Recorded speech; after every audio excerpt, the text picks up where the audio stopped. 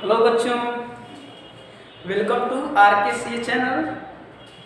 तो प्यारे बच्चों, हम लोग पिछले वीडियो में पढ़े हैं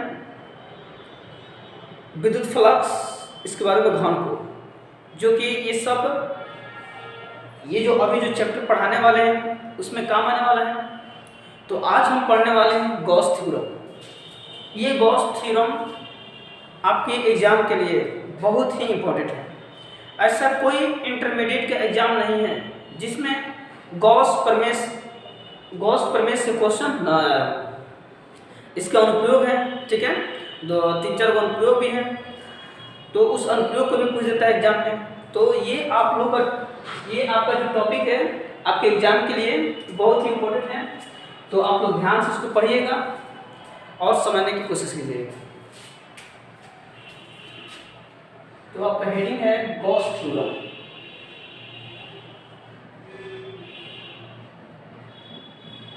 गॉस प्रमेय।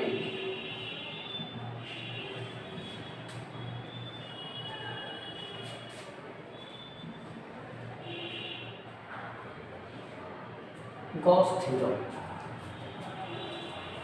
ठीक है।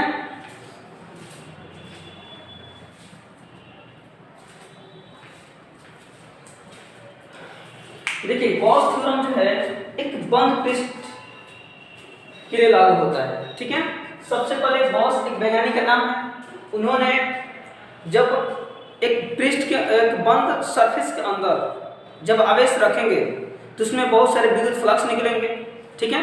तो उस विद्युत फ्लक्स और उसके आवेश के बीच जो माने क्या संबंध होता है, उस संबंध को दर्शाने के लिए, ठीक है, गॉस ने अपना प्रमेय बताया, ठीक है, प्रमेय दिया और उसी को कहते हैं गॉस प्रमेय, ठीक है। तो यहाँ पर जैसे कि मान के चलिए यहाँ पर कोई बंद पृष्ठ है, ध्यान दीजिए, ऐसा इसकी आकृति कैसी भी हो सकती है, किसी भी तरह से।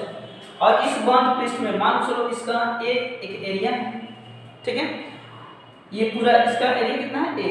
अब यहाँ पर मान के चलो कि कोई O बिंदु है, यहाँ पर हम कोई आवेश रख देंगे। तो आवेश रखेंगे तो पता है कि इसमें बहुत सारे इसमें विद्युत क्षेत्र उत्पन्न होगा। जब विद्युत क्षेत्र उत्पन्न होगा तो विद्युत क्षेत्र रेखाएं होगा। अब विद्युत क्षेत्र रेखाएं क्या है? बल रेखाएं होती हैं। कुछ ऐसी बल रेखाएं होती है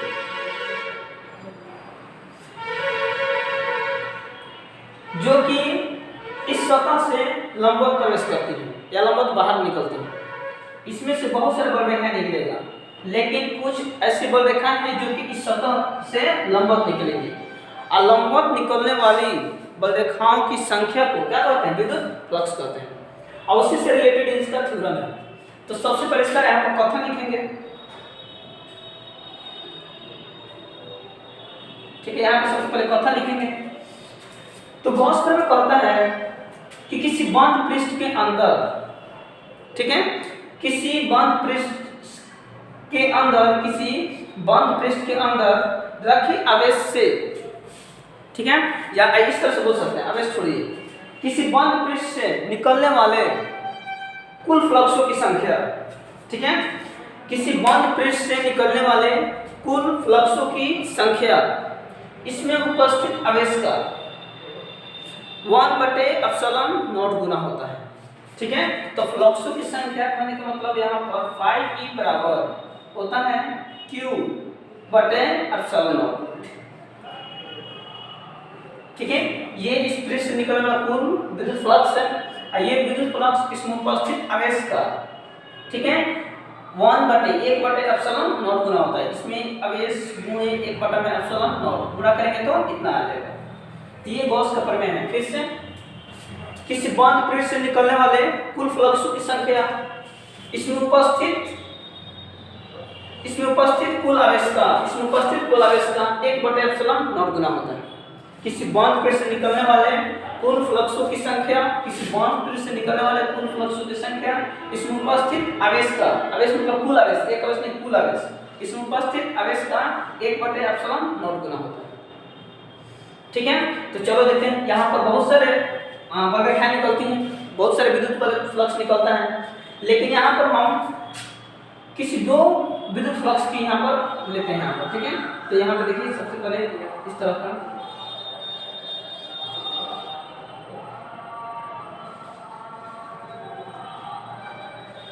दो हम विद्युत फ्लक्स ले लिए, ठीक है।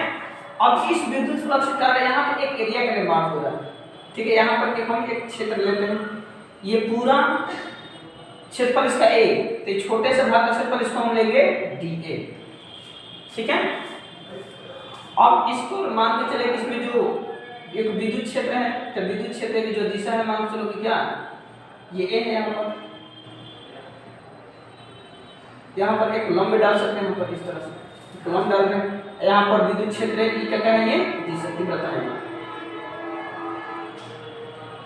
इसका ये दिशा है, ठीक है। यहाँ पर नॉर्मल लाइन है, मैंने कहा बोला देखो यहाँ पर इसमें आवेश रखा हुआ है, आवेश रखने के कारण इसमें बहुत सारे विद्युत फ्लक्स निकलेंगे। तो हम इन दो विद्युत फ्लक्स को यहाँ पर लेते हैं, तो इन दो विद्युत फ्लक्स के कारण यहाँ पे एक छोटा सा सरफेस का निर्माण हो रहा है, ठीक है। तो चूंकि पूरा एरिया ए है, तो छोटे का कितना हो जाएगा डी ए, ठीक है, differentiate part of A.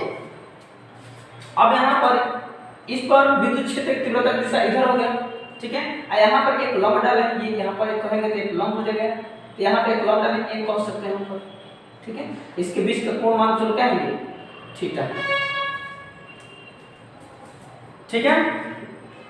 Gauss प्रमेय क्या कहता है कि किसी बंद पृष्ठ के अंदर में किसी बंद पृष्ठ से निकलने वाले कुल फ्लक्स की संख्या उसमें उपस्थित आवेश का 1/ε0 गुना होता है, ठीक है। तो ये इसका खत्म हो गया। अब इस बात को हमें क्या करना है, प्रूफ करना है।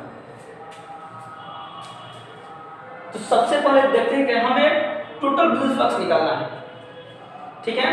हमें टोटल विद्युत फ्लक्स निकालना है, तो सबसे पहले हम क्या करेंगे, इस छोटे एरिया से निकलने वाले विद्युत फ्लक्स की गणना करेंगे, उसके बाद में हम उसका समाकलन करेंगे, उसके बाद में टोटल विद्युत फ्लक्स निकल जाएगा, ठीक है। तो हमारे कहने का मतलब हमारे फिजिक्स में जो भी अगर छोटा चीज पता हो, ठीक है, आप बड़ा निकालना हो तो उसको छोटे भाग का समाकलन करेंगे तो बड़ा पार्ट निकल जाता है। तो वही नियम यहाँ पर अपनाना है। यहाँ पे एक्सप्लेन कर दीजिएगा कि माना कि ये क्षेत्रफल का एक बंद पृष्ठ है जिसमें Q आवेश रखा हुआ है, O बिंदु पर ऐसे बहुत सारे विद्युत फ्लक्स निकल रहा है, ठीक है। इसके किसी एक छोटा सा क्षेत्रफल dA है, ठीक है, जिस पर विद्युत क्षेत्र की तीव्रता E है और इस पर लंब N है, और विद्युत क्षेत्र की तीव्रता और लंब के बीच बना कोण थीटा है। तो चलिए अब देखते हैं ये इसका एक्सप्लेनेशन है, ठीक है, प्रूफ में।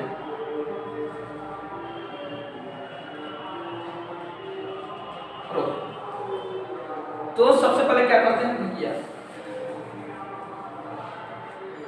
तो हमें ये छोटा पृष्ठ इससे निकालने वाले विद्युत फ्लक्स की गणना करते हैं सबसे पहले। तो डी पृष्ठ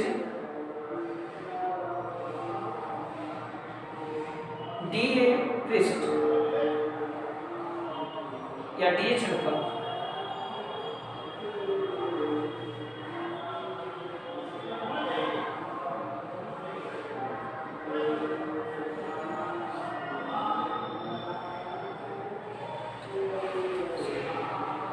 अल्पांश है, अल्पांश पृष्ठ DA से निकलने वाले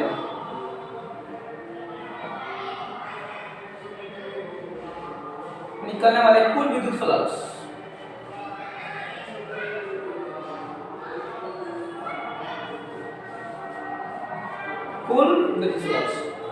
तो डीए से निकल रहा है तो कुल विद्युत फ्लक्स, तो चूंकि यहाँ पर सरफेस छोटा है तो विद्युत फ्लक्स भी कम ही ना निकलेगा।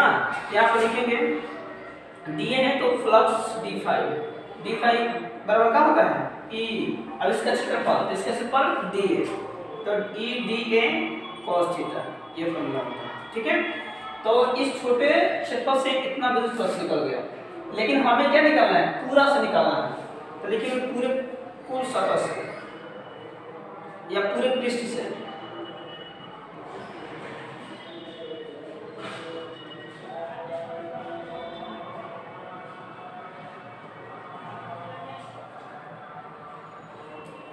पूरे पृष्ठ से निकलने वाले कुल विद्युत फ्लक्स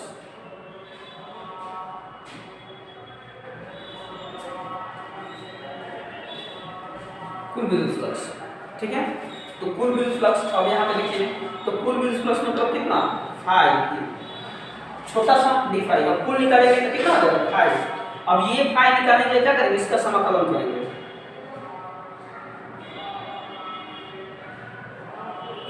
ठीक है। अगर हमें छोटा सा भाग पता हो, उसका पूरा भाग निकालना हो, तो छोटे वाले को समाकलन किया जाता है, इसका समाकलन करेंगे तो क्या निकलेगा फाई। यहाँ पर देखते हैं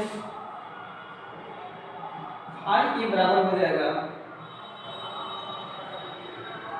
अब डी फाई यहाँ पर मान रखिए, डी फाई का मान रखना, डी फाई का मान कितना है, E D A cos theta,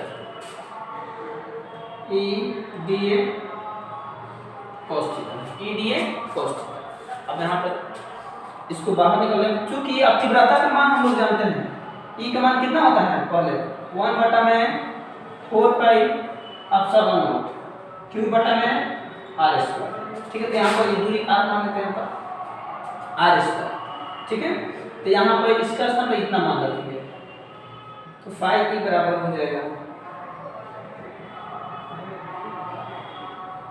1/4 pi epsilon not Q बटा में R square into D A cos theta, into D A cos theta. अब इसको बाहर निकाल देते हैं कॉन्स्टेंट,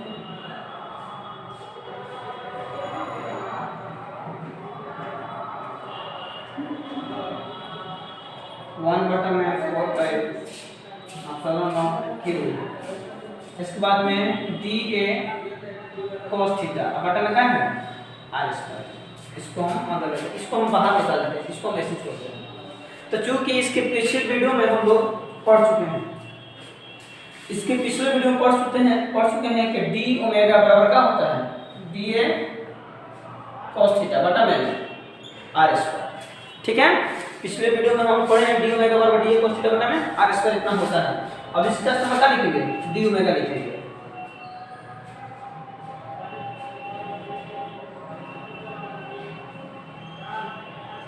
ठीक है। तो इसका स्थान लिखेंगे डी ओमेगा, ठीक है। और डी ओमेगा का समाकलन करेंगे तो क्या हो जाएगा ओमेगा, डी ओमेगा का समाकलन, तो यहाँ पर डी ओमेगा का समाकलन क्या होता है ओमेगा होता है,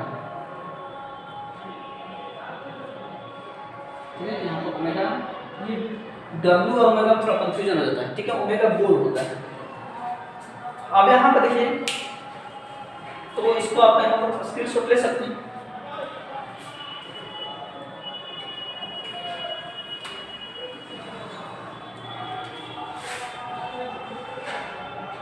अब देखिए क्या करना है, फाई बराबर हो जाएगा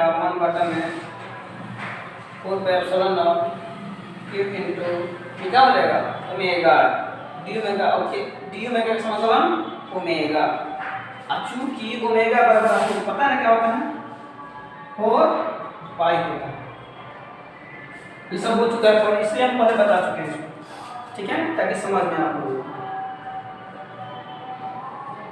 1/4 pi epsilon not Q, omega का स्थान पर कितना 4 पाई, अब 4 पाई से 4 पाई कैंसिल, तो यहाँ पर फाई ई बराबर हो जाएगा क्यू बटा में एप्सिलॉन, ये आपका हो गया प्रूफ,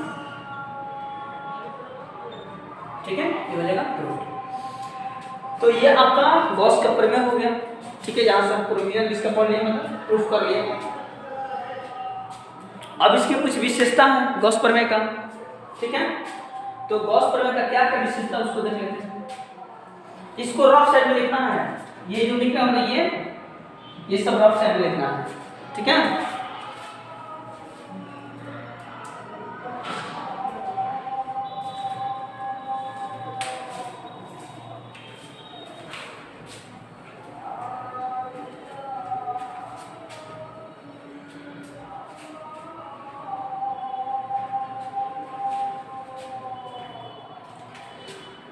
गॉस प्रमेय की कुछ विशेषता,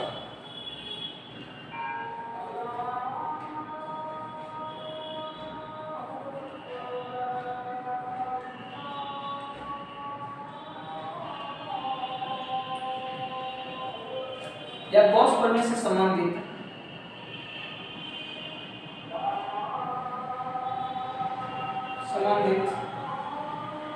कुछ महत्वपूर्ण तथ्य, ठीक है। गॉस प्रमेय से संबंधित कुछ महत्वपूर्ण तथ्य। तो सबसे पहले देखिए, तो गॉस प्रमेय जिस पृष्ठ पर लागू होता है, ठीक है, गॉस प्रमेय जिस पृष्ठ पर लागू होता है उस पृष्ठ को गॉसीय पृष्ठ कहते हैं, ठीक है। या कोई भी बंद पृष्ठ जिस पर हम गॉस प्रमेय का प्रयोग कर रहे हैं, ठीक है, तो उस पृष्ठ को गॉसीय पृष्ठ कहते हैं। तो सबसे पहले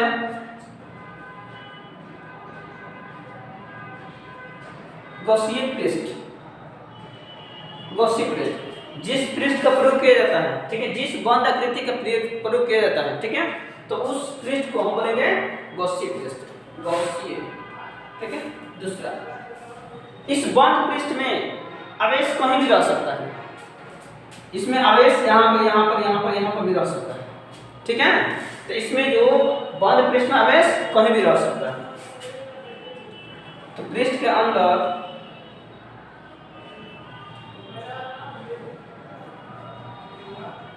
अंदर आवेश कहीं भी हो सकता है।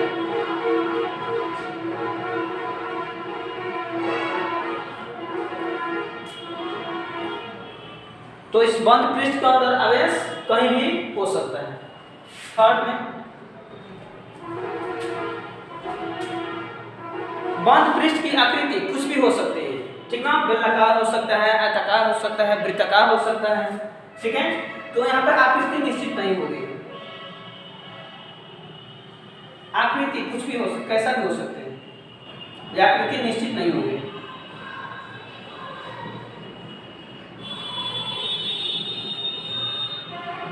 आकृति निश्चित नहीं होती है, ठीक है।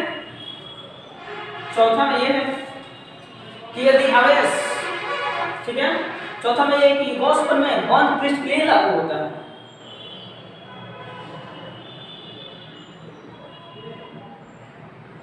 चौथा है कि पृष्ठ बंद होना चाहिए,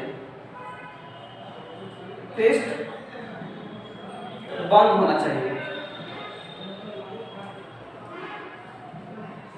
पृष्ठ बंद होना चाहिए, ठीक है। तो यहाँ पर ये नहीं कि इसमें छिद्र नहीं होना चाहिए, ठीक ना, पृष्ठ बंद होना चाहिए। इसके बाद में 5, आवेश पृष्ठ के अंदर ही होना चाहिए, बाहर नहीं, ठीक है। आवेश जो है पृष्ठ के अंदर ही होना चाहिए, आवेश पृष्ठ के अंदर ही होना चाहिए।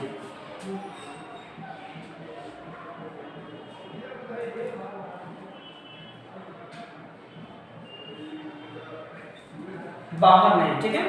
आवेश पृष्ठ के अंदर ही होना चाहिए, बाहर नहीं, ठीक है। अगर मान के चलो कि आवेश बाहर हो गया तो, ठीक है, यदि मान चले कि आवेश पृष्ठ के अंदर न रखे पृष्ठ के बाहर रखा हो, तब मैंने विद्युतीय फ्लक्स कितना होगा, ठीक है। तो यहाँ पे इसको स्पेशल तरीके से देख लेते हैं।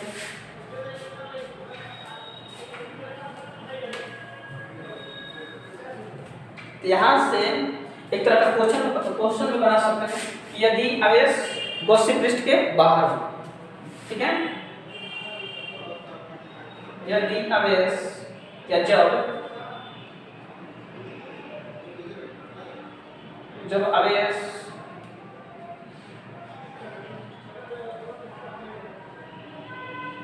गॉसीय पृष्ठ के बाहर हो, जब आवेश गॉसीय पृष्ठ के बाहर हो तो, ठीक है। तो चलिए आप बाहर लेते हैं, हम मान लेते हैं गॉसीय पृष्ठ है, ये गॉसीय पृष्ठ। अब यहाँ पर आवेश हम यहाँ पर बाहर रख के हम यहाँ पर रख देते हैं, यहाँ पर कोई बिंदु O है यहाँ पर। तो जब यहाँ पर आवेश रखेंगे तो इसमें से बहुत सारे विद्युत फ्लक्स, जहाँ भी आवेश है उसमें से विद्युत फ्लक्स निकलेगा, ठीक है। आवेश कहीं भी हो, हमेशा विद्युत फ्लक्स उसमें निकलेगा, ठीक है। तो विद्युत कहने का मतलब विद्युत बल रेखा, विद्युत फ्लक्स कहने का मतलब हम विद्युत बल रेखा की बात कर रहे हैं, ठीक है। और जो लंबवत बल रेखा इसमें प्रवेश करेगी या लंबवत गुजरेगी तो विद्युत फ्लक्स कहलाया जाएगा, ठीक है। तो अब तो मान चलो यहाँ से विद्युत फ्लक्स निकल रहा है इस तरह से,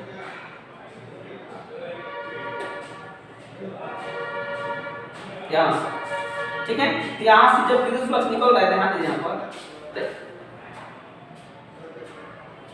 अब मान चलो तो ये पृष्ठ है, मान चलिए ये पृष्ठ।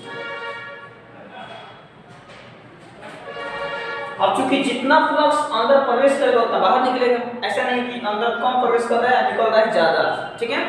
जितना प्रवेश करेगा, अगर दूर प्रवेश करेगा तो दूर वही बाहर निकलेगा। तो यहाँ पर अब देखिए, जैसे कि मान चले कि विद्युत फ्लक्स दो प्रकार का होता है, एक धनात्मक विद्युत फ्लक्स, एक ऋणात्मक विद्युत फ्लक्स, ठीक है। तो मान के चलिए कि यहाँ पर देखिए, सबसे पहले यहाँ पर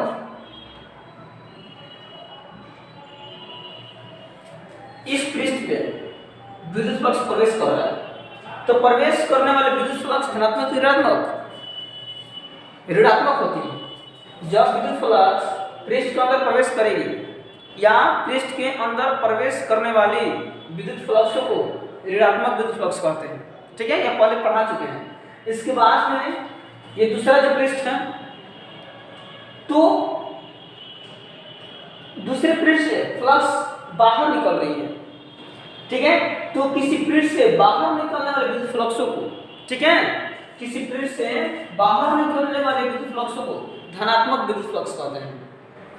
तो यहाँ पर विद्युत फ्लक्स ऋणात्मक होगा, यहाँ पर विद्युत फ्लक्स धनात्मक होगा, क्योंकि ये प्रवेश कर रहा है, अंदर जा रहा है तो ऋणात्मक, ये पृष्ठ से बाहर निकल रहा है तो धनात्मक। तो चूंकि यहाँ पर लिखेंगे सबसे पहले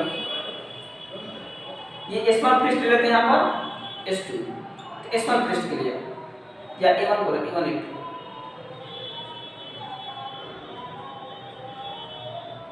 A1 A2, ठीक है। तो A1 पृष्ठ के लिए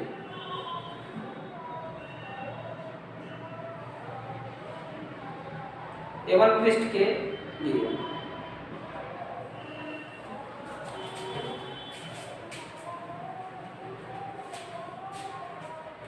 A1 पृष्ठ के लिए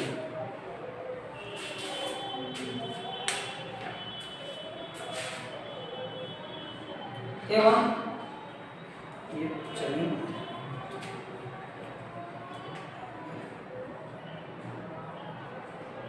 A1 पृष्ठ के लिए, A1 पृष्ठ के लिए, चलो यहाँ पर ये हो जाएगा 5E बराबर है क्या P A1 cos, ठीक है। तो यहाँ पर इक्वेशन में A2 पृष्ठ के लिए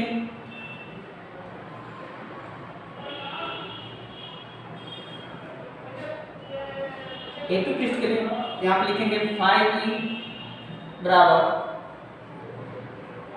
E A2 cos थीटा, ठीक है, A2 cos थीटा समीकरण 2। अब यहाँ पर ध्यान दीजिए, चूंकि अब यहाँ पर लिखना होगा, चूंकि प्रवेश करने वाले विद्युत फ्लक्स, यहाँ पर ध्यान दीजिए क्या करना होगा, तो यहाँ पर ये ऋणात्मक लेना होगा, यहाँ पे कहीं ना कहीं कौन सा ये प्रवेश कर रही है तो ये हो जाएगा ऋणात्मक, ये बाहर निकल के हो जाएगा धनात्मक, ठीक है। तो जितना प्रवेश करेगी उतना ही बाहर निकलेगी, तो लिखेंगे प्रवेश करने वाली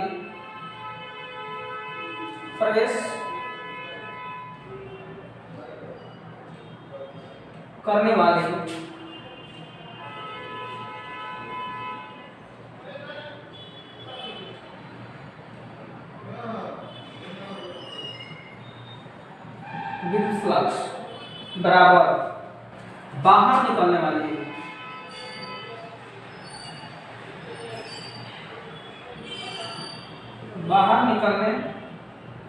विद्युत फ्लक्स,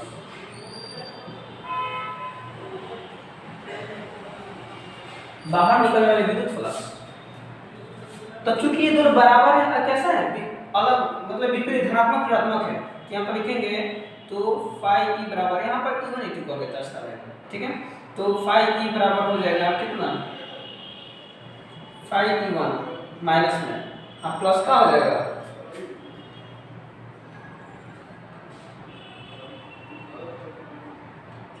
माइनस 5E2, कुल जुड़ेंगे यहाँ पे लिखेंगे कुल विद्युत फ्लक्स, कुल विद्युत फ्लक्स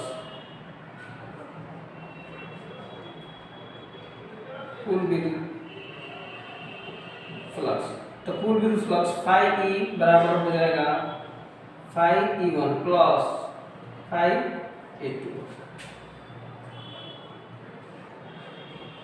φE1 प्लस φE2, ठीक है। तो यहाँ φE1 यहाँ पर रखो भाई, यहाँ पर φE1 को यहाँ पर कितना रखेंगे जी,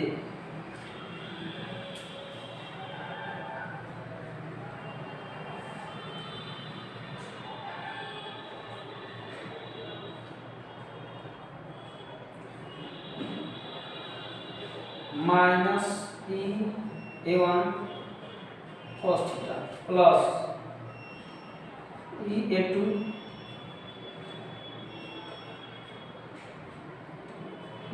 cos थीटा।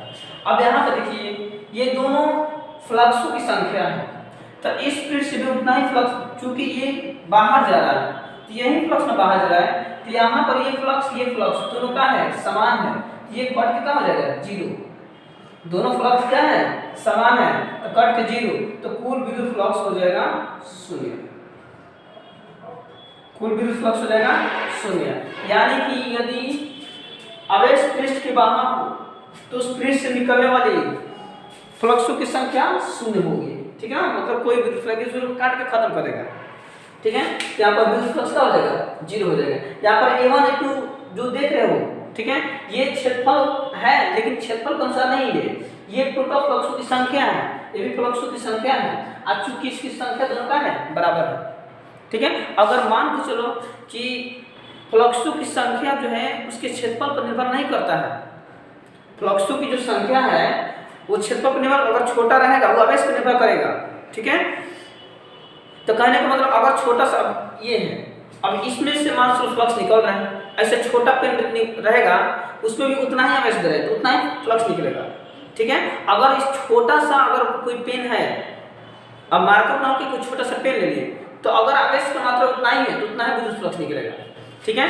तो फ्लक्सों की संख्या दोनों का होगा बराबर होगा, ठीक है, क्योंकि आवेश एक ही है।